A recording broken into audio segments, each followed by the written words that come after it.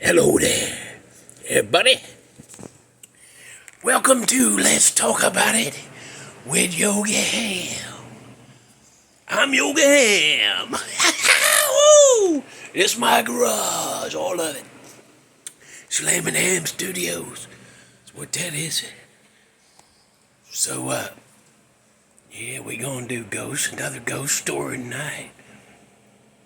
And if you got some ghost stories you want told, send them to me, private message, and then, leave a comment that you sent something. I'll share your story on here. I'm just looking for ghost stories. I ain't gonna do just mine. I've got some people putting together some stories for me so I can share it. I'll tell who you are and where this happened at, and then, I like sharing ghost stories. And that's what we're doing tonight. I think I got this one and one more that I can think of. Because the first one was that I already put it, but I put it in. It's called something else. I might change it to match this, maybe. I don't know. But anyway, here we are. And here we go. Oh, look at my Mike Singletary jersey that I pulled out of nowhere. Look at what is that? What's going on? Y'all see that? That's weird. Looks like it's smeared. Oh, look at that. Ooh, looks like it's. Oh, look at that. Magic. I got me. Ooh, look at that. I got that thing. Okay. Yeah, it's football. Got that Mike Singletary jersey. Got a little bit of wrinkle on the zero. But football, we're done with week 2, and them Golden Boys ain't doing so hot, are they? Oh, stop it. It's trash talk. Y'all do it too. Quit it. All right, here we go. So, long time ago, back in my late teens and early to mid 20s, I had this buddy named Jeffro. Jeff Rowe, not Jethro like Beverly Hillbillies, but Jeffro, like Jeff and then Rowe. Jeffro. And he had this buddy, I can't say his name, but he gave me permission to tell this story, but he didn't want me to use his name. And actually, he didn't want me to use his name, tell where the land is, or use his tribe name. So he's full-blooded Native American, good guy. I know him for a long time because I used to hang out with Jeffro, and that guy hung out with Jeffro. And he had long hair, and he looked like an Indian. I mean, I was like, dang, that's good. That dude's cool. He had this cool look, with long black hair, and he's a real nice fella too. And so one night, Jeffro calls me up, and he's like, hey, you want to go out to so-and-so? I can't say his name. We'll say his name is, we'll say Jake. He said, you want to go out to Jake's, he lives with his mom and dad. He's kind of helping take care of the property and everything. So he's living at home still. You want to go out there? He's going to sage his land. And I'm like, I don't know where was that? I don't know. Sage your land. He's like, yeah, he goes out there once a year, right after its fall starts, autumn. As soon as it starts, he sages his land, and it chases off the bad spirits, and they don't come back till they stay gone a while, and then every year you do it. And I'm like, hell yeah, I'll come out there, because it's a Native American ritual that I can't say that I can't. Ooh, I almost said it. I can't say that, but there was some kind of saging ritual that they did on their land once a year. So I went out there, and it's about an hour from where I used to live in town. But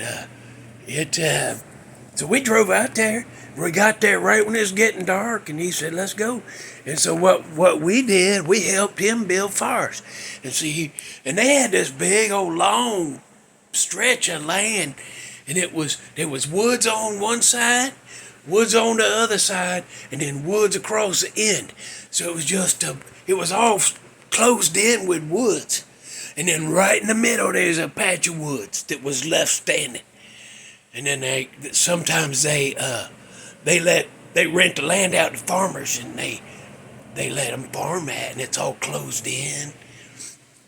So it was all clear when we got out there, but we went up at that northeast corner and built the fire, and he burned some sage and said some words, and it had been chilly for a long time, for like 3-4 weeks in a row. It had been chilly at night, but this night was perfect. It's perfect, like man. And so we burned up there in the northeast, and we went to southeast, burned. Then we come back up, and we did the southeast, southwest. And I thought that was it, and I was like, well, that was nice. I like that. I didn't even understand the word he was saying, but he said them real nice. And it was a pleasant evening. We got to build a couple fires and put them out. And then he said, well, and I was getting ready to say, all right, well, like, okay, yeah, I guess we'll be going. And he said, all right, one more fire. This one doesn't have to be as big. And I was like, all right, okay, we're going to do another one. All right, cool. And we went up there, and I said something. I didn't know he was coming up in it. We started heading for that patch of woods that's right in the middle. We started heading for that, and I was like, I didn't know he was doing more. I was getting ready to say bye, and we was going to head out. And he said, oh, no, y'all can't leave till dawn. And I'm like, what? I didn't know I was staying the night. I didn't know. So we go in there, and in them woods, we had flashlights that was going around. But in them woods, there was an old ass damn cemetery in there. It had like a wrought iron fence around it, but it had all rusted, and it was all deformed looking, and the spikes were sticking up weirdly like that. And it was some of it was laid over on the ground. Some of it, one side was farther in the ground than the other. Trees had grown up all in there. Because that whole patch of woods was the graveyard was in there, and there was trees all growed up. And them roots had uprooted that wrought iron fencing, and they had cracked and knocked over a bunch of headstones where them trees grew in there. So there's a little patch that you could tell that's where he did his fires. And we started making a fire. And also, Nick, I got cold, boy. I got cold, and we got that fire going. I was still cold. And I don't know for sure, so I probably shouldn't say nothing, but I thought I saw Jeffro when he was on the other side of the fire. I swear I saw his breath one time like it was that cold. But I could have just been like, I want to see something weird. My mind made me see that. That could have been that could have been what happened. And I don't know for sure. I don't know. But then we started getting up and getting ready to clean up after he put the sage in and burned it and said his words. And so we was getting ready. We wasn't starting to put the fire out yet. But all of a sudden I seen little eyes over there. Not just like one pair, but several pair over there. And they just was looking. And you could see them blink. And then so I looked back over here, and there's more over here. And I said, you guys, what is that? Is that coyotes or what you got out here? And he goes, well, nothing out here. Just besides deer that was way out. Sometimes they'd be in that field we was in, but there wasn't no deer in there.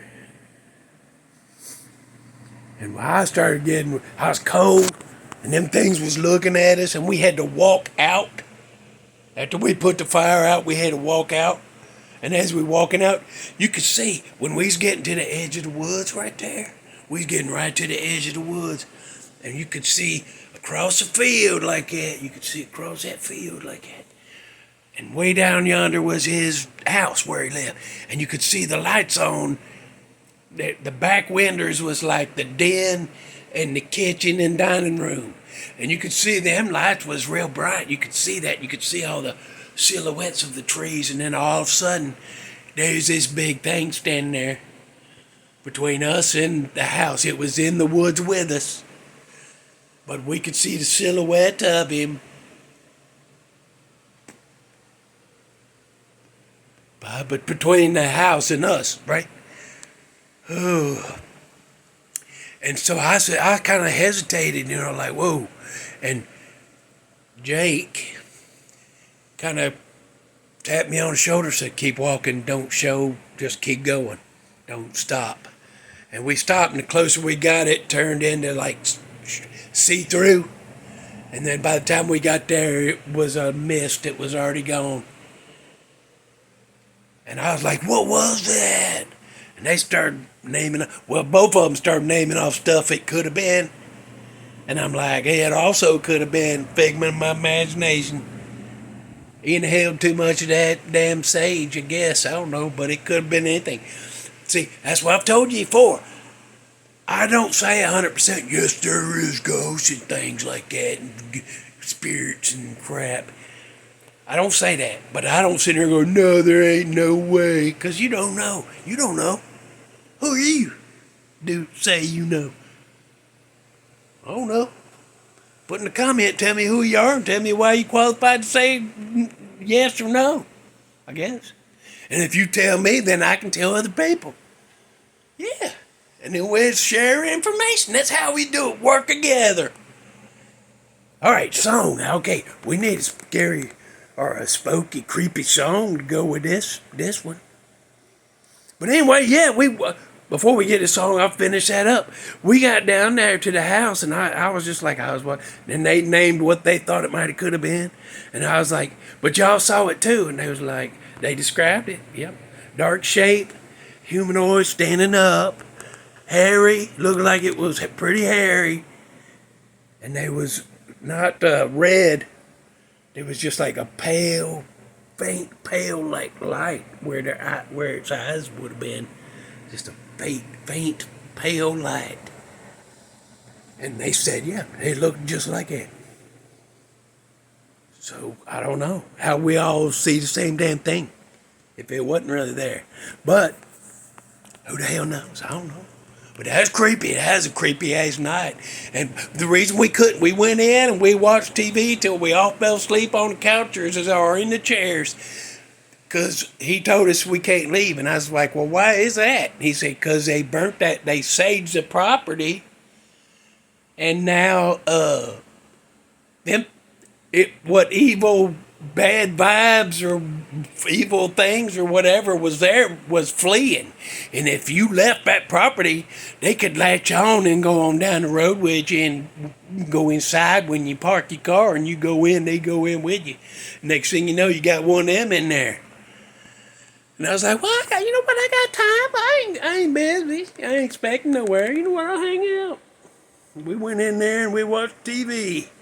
And we all ended up falling asleep. Next morning we got up, me and Jeff Rowe went back home. And yeah, we talked about that we ain't talked about that in a long time, but we used to talk about that all the time.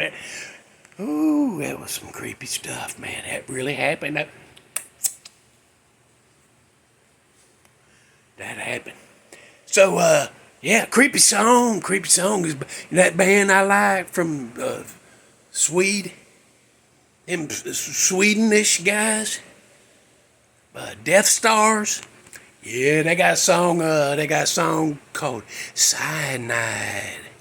Yeah, it's talking about there's a different plane of existence, and over there's this beast that's chained up, and they got to go there and it says there's a thing, it's got to be unbound. And I'm like, ugh. Then what? Is it coming over our side of a plains? I don't like that. I don't want that coming over here. Then what? Then what are we supposed to do with that? All right. Tell you what, leave a comment if you want to. You got a spooky story of your own, you want me to share it, or you just want to share it yourself in the comment. Any way you want to do it, let me know. We'll talk to you later. Okay, bye.